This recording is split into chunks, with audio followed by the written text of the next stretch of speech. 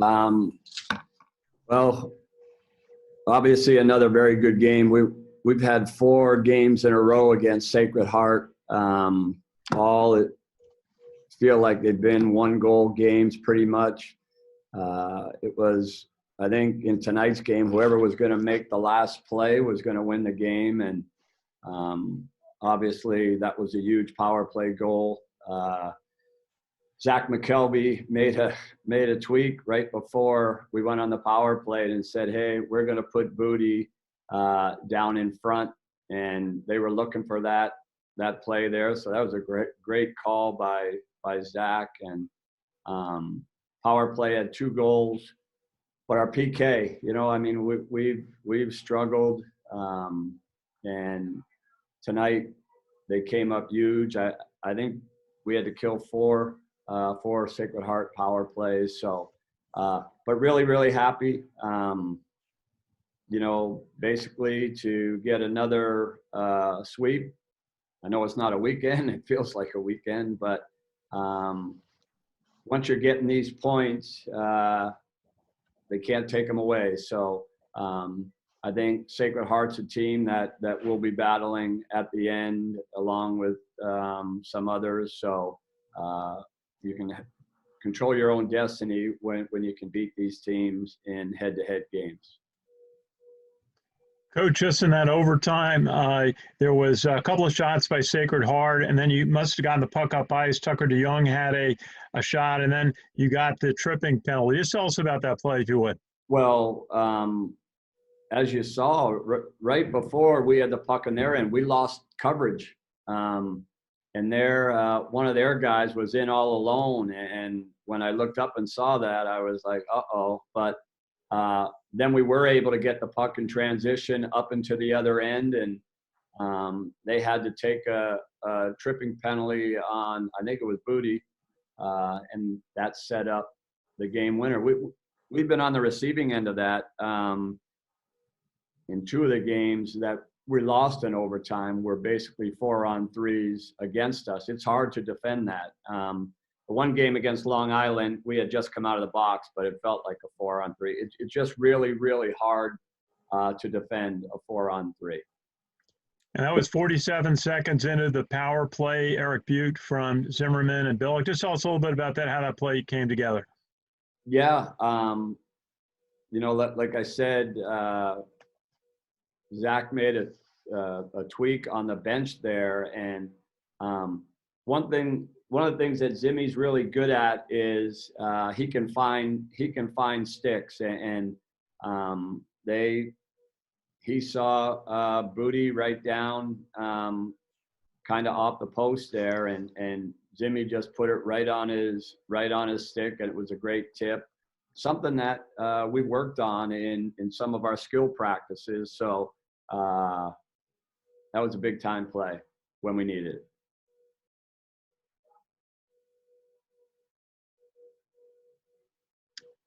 And Coach, maybe just tell us a little bit about your goaltender. That's a lot of pressure in a 1-1 game from the second period on. And Trevin made, I think, 21 saves. Yeah, so Trev lives for these moments. He loves being in these type of games. That's the competitor that he is. I mean, knowing him, he was probably hoping it would go to a shootout because he loves to be in shootouts. I don't necessarily like it, but you know what? He's been playing really well, and we're winning games, and he's a big reason. I think we're 7-2-1 since Christmas, 7-1-1 in our last 9, and obviously during that time we've been getting really good goaltending. Do you think that Trevin gets better as the game goes on? Because I've noticed in a couple of these games, you look at his third period and third and overtime saves, and he's really been coming up clutch. Yeah, I think that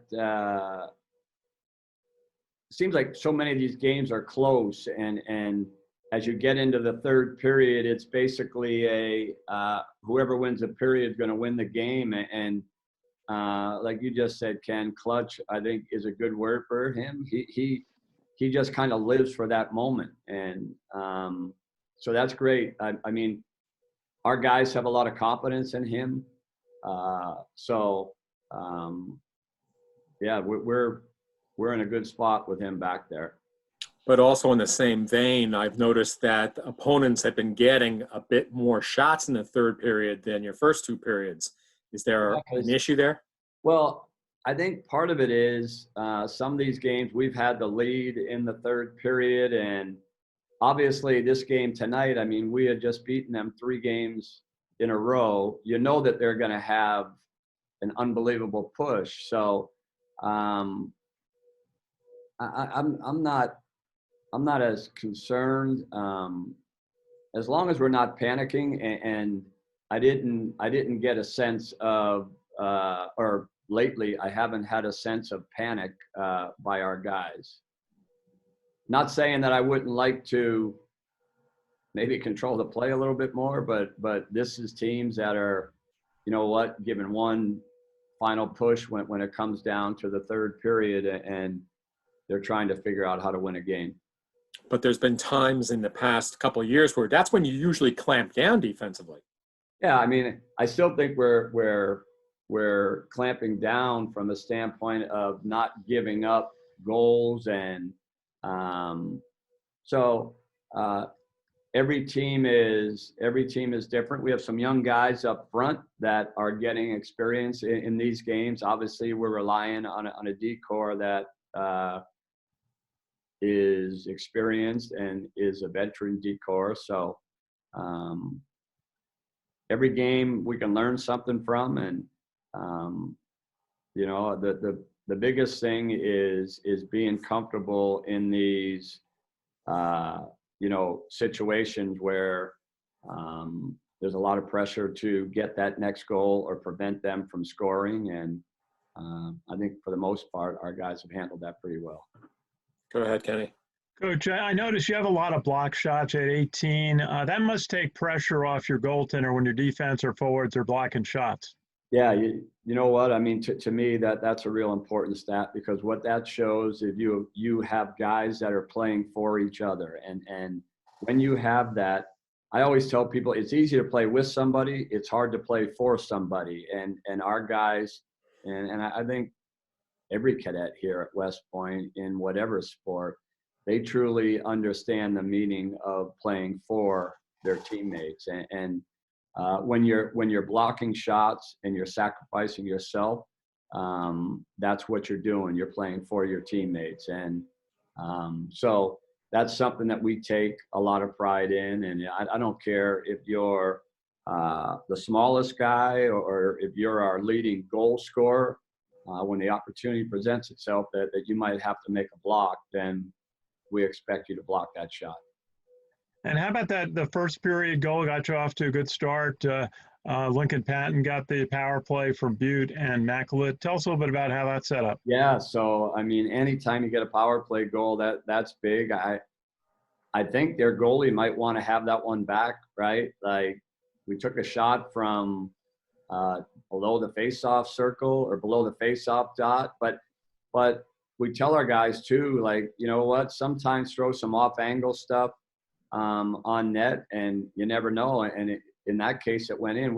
We hadn't seen this goalie in the last 3 games, so we didn't know a lot about him. But I'll tell you what, I don't know if I've ever, like, we thought their last goalie, Benson, played the puck a lot. I've never seen a goalie play the puck as much as Lush did tonight. Like, I mean, he was in the corner chasing pucks, and what that does is that makes it hard for us to get in and sustain a forecheck if he's able to get it and kind of get it right back out. So we had to figure out a way to try to keep pucks away from him.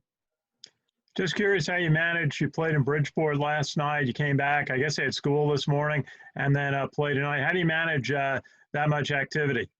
You know what? The guys just love to play. And at this time of the year, when every game is, you never know, I don't really have to do much to manage anything, because they're just so excited to have the opportunity to play a game. And credit to our administration, starting with the soup, who has put us in a position.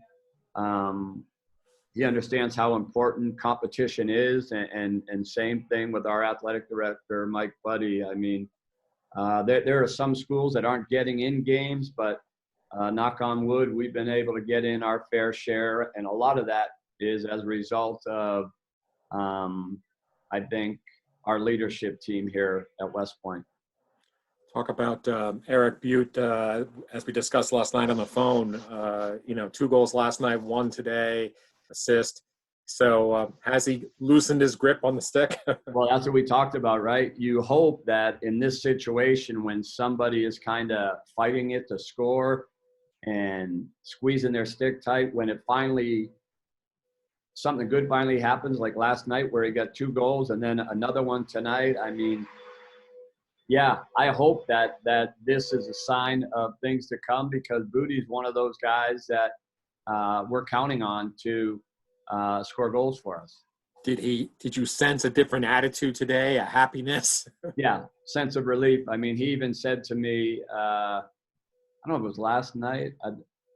Last night when we got back, Coach, thanks for sticking with me. And I'm like, Bootie, it has nothing to do with sticking with you. I mean, you've been playing well, and it's he was just so relieved last night, and we were obviously very happy for him. Brian, also by getting the win tonight, I think you were going 5th, going in with percentage points. This has got to get you really close to that 4th and that home ice advantage. So you guys are getting it done when you want them to do it. Exactly. Like I said, I think 7-1-1 in our last 9. I keep telling them, if you win hockey games, the standings will take care of themselves. So our playoff format is going to be East-West pods to start. So the top 2 are going to get buys. Obviously, I think AIC probably has one of those buys locked up in the East. And then it's us, Sacred Heart, Bentley, Holy Cross, all trying to get that next buy. And we're all running out of games, so every win is huge. I mean, these 2 wins were really, really big. So I don't need to tell you that first round is going to be a single elimination. So anything can happen if you can set yourself up by getting a bye. And so they're going to go by percentage, by pod? It's going to go by percentage of points earned in games that you played. I'm not a math guy. I don't know what the hell that means, but all I know is kind of like what I tell our guys, just keep winning. And if you win, that will take care of everything. And again, like, the good news is, Sacred Heart is a team that we'll be battling it out with. Bentley's another team that we're battling it out with. So we just had 4 games in a row with Sacred Heart. So I think we obviously came out on 10 out of 12 points. And then we have 3 games left with Bentley. So you want to control your own destiny. And the best way to do that is beat the teams that you're going to be battling it out with to get that second spot. Anyone else you wanted to cite tonight for? No, I like to cite the other 2 coaches, Zach McKelvey, who does a great job with the power play, and obviously, set that thing up to score the winning goal, and Arlen Marshall with the PK. I mean, he's been working his butt off, and Sacred Heart has scored some power play goals on us in the first 3 games, and obviously tonight we couldn't have afforded to give them a power play goal, and our PK special teams came up big, and that's a credit to Z and Marsh. Coach, maybe just a final thought on preparations. You'll play home and home with Bentley starting up there Friday night. God, I don't even want to think about that right now. I mean, that's going to be a battle. You get on the bus and drive up there Friday and play, and then get on the bus and come back and play Saturday. And we played them early in the year, went up there, and I thought we were so-so. And then I thought we played a pretty good game in here. The next night was a 2-0 game, really a 1-0 game with an empty net. So they'll be no different than these games. You know, I'm sure 1-goal games, goalies out or overtime. So I'm just going to enjoy this one tonight, wake up early tomorrow.